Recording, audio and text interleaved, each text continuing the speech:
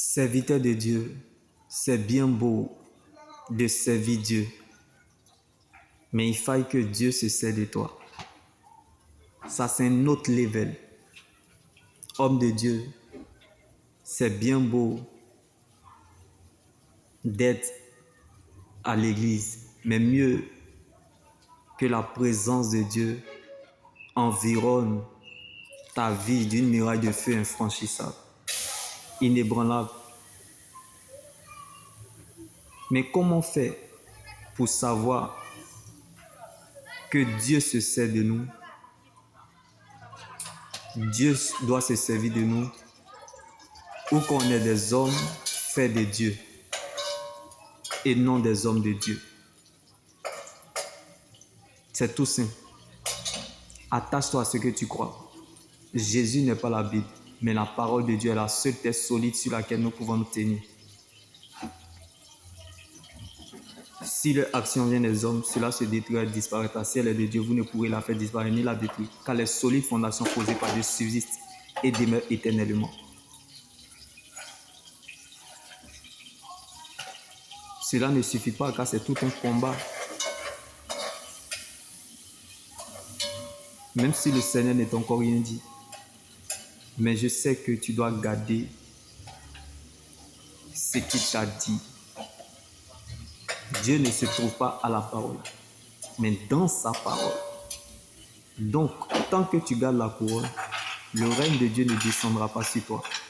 Le règne de Dieu descend toujours dans la vie de celui qui fait porter à Dieu sa couronne. Donc, si tu fais de la parole de Dieu ton roi comme David, tu deviendras sa reine comme Esther. Nous cherchons Dieu, mais nous oublions que Dieu se trouve dans sa parole. Donc, quelqu'un qui se laisse conduire par le Saint-Esprit,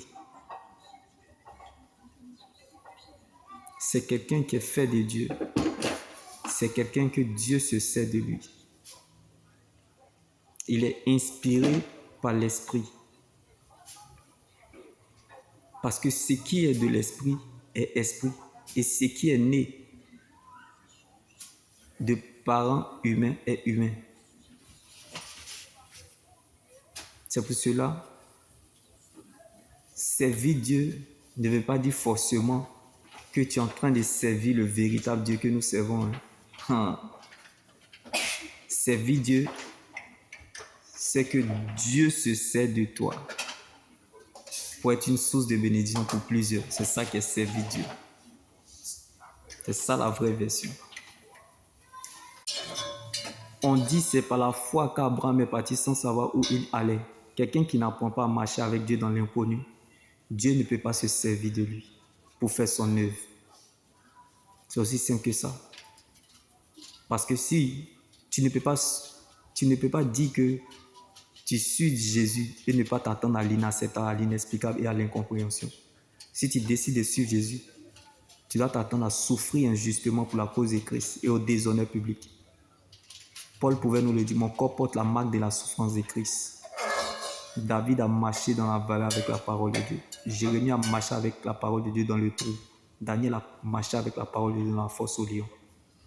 Sarah a marché avec la parole de Dieu dans la stérilité. Ézéchias a marché avec la parole de Dieu dans la maladie, malgré qu'il était condamné à une maladie mortelle. C'était fini pour lui, mais Dieu a augmenté le temps additionnel. Parce que Dieu devait se servir de lui pour faire son œuvre. Accepte le brisement et laisse Dieu accomplir son œuvre dans ta vie. C'est ce qui signifie Dieu se sert de toi. Si vous n'êtes pas brisé sur la terre, c'est que le ciel n'a rien à vous offrir.